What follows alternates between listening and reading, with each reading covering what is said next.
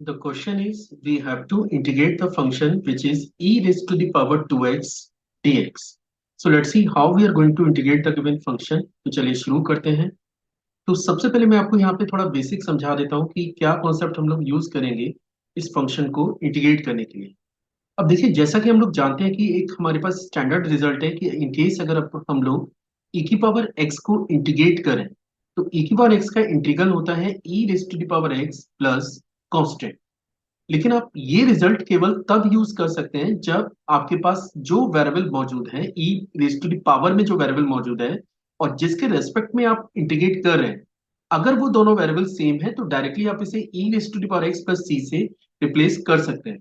लेकिन क्वेश्चन में ऐसा नहीं है। आप देख सकते हैं कि पावर में जो वेरिएबल है वो आपके पास 2x है, लेकिन x के रेस्पेक्ट में आपको फंक्शन को इंटीग्रेट करना है। तो जब तक ये दोनों वेरिएबल आप सेम नहीं करेंगे, आप ये रिजल्ट को अप्लाई नहीं कर सकते।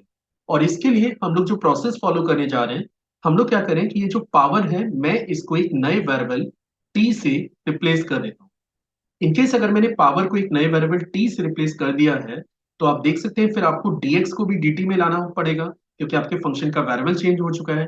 और इसके लिए हम लोग क्या करें कि इस फंक्शन को बोथ साइड डिफरेंशिएट करें। और इनकेस अगर मैं इस फंक्शन को बोथ साइड डिफरेंशिएट करूंगा तो ये बनेगा 2dx इज योर dt। मैंने x के रेस्पेक्ट में डिफरेंशिएट किया है। या फिर आप इसे लिख सकते हैं dx is your dt upon 2। और इनकेस अगर मैं ये सारे चेंजेस इस एक्सप्रेशन में अप्लाई करूं तो अब ये क्वेश्चन बन जाता है e raise to the power t, क्योंकि आपने 2x को t से रिप्लेस कर दिया है और dx को आपने रिप्लेस किया है dt अपॉन 2 से।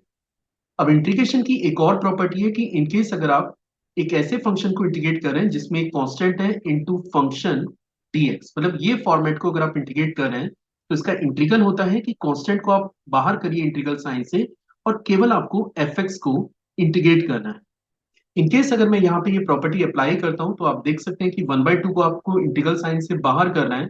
और अब आपके पास जो क्वेश्चन बचा है वो है e raise to the power t और dt के।